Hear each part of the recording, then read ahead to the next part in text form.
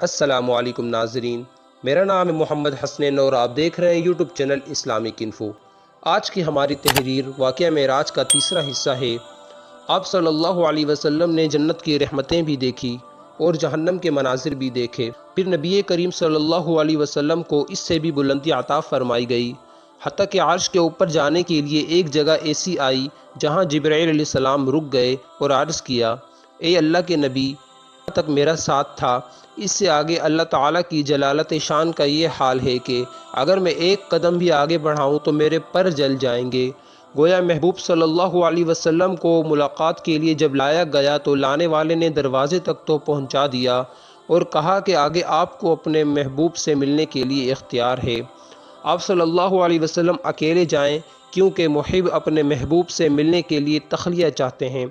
جب نبی کریم صلی اللہ علیہ وسلم معراج پر تشریف لے گئے تو اس وقت سدرہ پر ایک خاص قسم کے انوار و تجلیات ظاہر ہو رہے تھے اور درخت کے پتوں پر سنہری پروانے جگمگا رہے تھے۔ نبی کریم صلی اللہ علیہ وسلم نے فرمایا کہ مخلوق میں سے کوئی بھی اس کے حسن و جمال کی تعریف بیان نہیں کر سکتا جو اس وقت سدرہ پر طاری تھی۔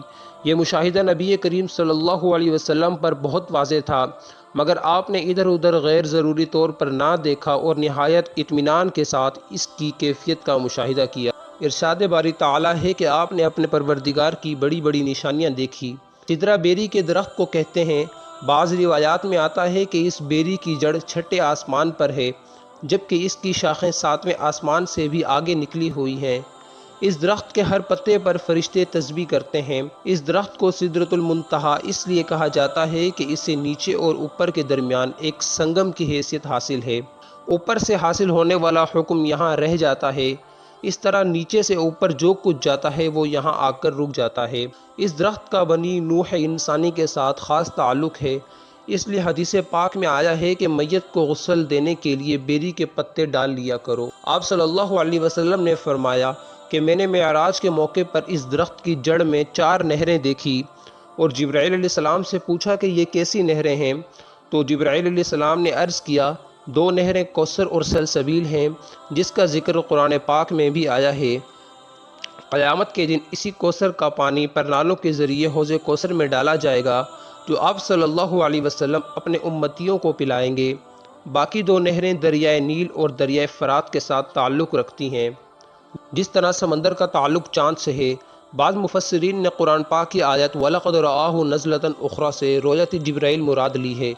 رویت سے مراد کسی چیز کو اس کی اصلی حالت میں دیکھنا یا کسی خدائی مخلوق کو اس کی اصلی شکل میں دیکھنا، مگر بعض نے رویت باری تعالیٰ مراد لی ہے کہ حضرت محمد صلی اللہ علیہ وسلم نے اپنے رب کو 2 مرتبہ دیکھا، ایک دفعہ اپنی آنکھوں سے اور ایک دفعہ دل سے۔ حضرت جبرائیل علیہ السلام سے مراد اس لیے لیا جاتا ہے کیونکہ آپ صلی اللہ علیہ وسلم نے پہلی وحی کے وقت انہیں اصلی حالت میں دیکھا اور دوسرا معراج کے موقع پر۔ طبرانی اور مسلم شریف کی روایت بھی رویت الہی کی تصدیق کرتی ہیں، لیکن حضرت عائشہ رضی اللہ تعالی عنہا نے اس کا سختی سے انکار کیا۔ جب ان سے پوچھا گیا کہ آپ رویت الہی کا انکار کس بنا پر کرتی ہیں تو انہوں نے فرمایا کہ اللہ تعالیٰ کا فرمان ہے کہ آنکھیں اللہ تعالیٰ کو نہیں پا سکتی، جبکہ اللہ تعالیٰ آنکھوں کو پا لیتا ہے۔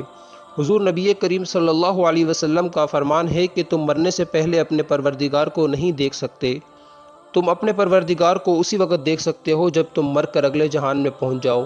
حضرت موسیٰ علیہ السلام نے بھی کوہ طور کے مقام پر اللہ تعالیٰ کا دیدار کرنے کی درخواست کی تھی، تو اللہ تعالیٰ نے فرمایا کہ تم مجھے دیکھنے کی طاقت نہیں رکھتے۔ پھر پہاڑ پر اللہ تعالیٰ نے تجلی فرمائی تو وہ ریزہ ریزہ ہو گیا۔ حضرت موسیٰ علیہ السلام بے ہوش ہو کر گر گئے۔ نبی کریم صلی اللہ علیہ وسلم کا قول جو صحیح سند کے ساتھ ثابت ہے کہ میں نے اپنے پروردگار کو دیکھا۔ حضرت عبداللہ ابن عباس کی روایت میں آتا ہے کہ انہوں نے فرمایا کہ تم کو اس بات پر تعجب ہے کہ اللہ تعالیٰ نے خلد حضرت ابراہیم علیہ السلام کے لیے، جبکہ کلام حضرت موسیٰ علیہ السلام اور رویت الہی حضرت محمد صلی اللہ علیہ وسلم کے لیے رکھی۔ نبی کریم صلی اللہ علیہ وسلم نے فرمایا کہ میں نے نور الہی کو دیکھا، میں نے سجدہ کیا۔ بہرحال رویت ایک مرتبہ آنکھ سے ہوئی اور دوسری مرتبہ دل سے ہوئی۔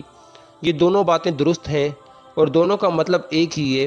چنانچہ اللہ تعالیٰ کے محبوب کو اس سے بھی اوپر بلندی عطا کی گئی۔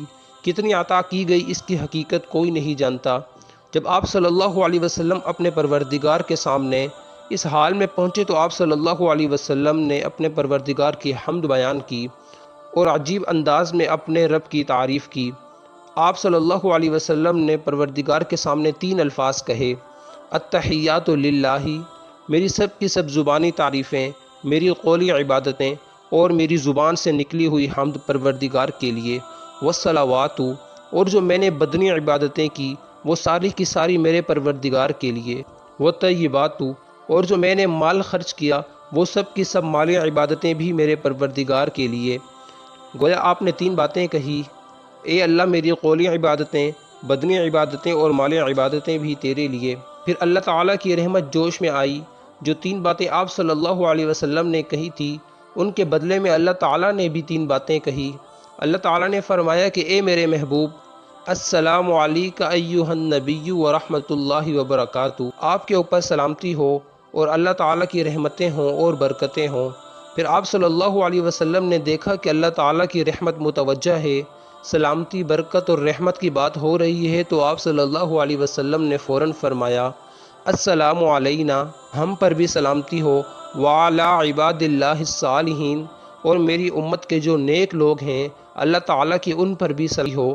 قربان جائیں ہم اپنے پیارے نبی حضرت محمد صلی اللہ علیہ وسلم پر، جن کو پروردگار کا قرب ملتا ہے، وہ اس حال میں بھی گناہگار امت کو نہیں بھولے، اس رحمت و برکت میں امت کو بھی شامل کر دیا۔ پھر جب فرشتوں نے دیکھا تو حیران رہ گئے اور ان کی زبان سے فوراً یہ الفاظ نکلے: اشہد ان لا الہ الا اللہ واشہد ان محمدًا عبدہ ورسولہ۔ چنانچہ جتنی گفتگو ان قرب کے لمحات پر ہوئی، اللہ تعالیٰ نے اس کو تحفہ بنا کر اپنے محبوب کو عطا فرمایا۔ اس سے آگے کا سفر ہم اپنی اگلی ویڈیو میں کور کریں گے۔ مجھے دیجیے اجازت، خدا حافظ۔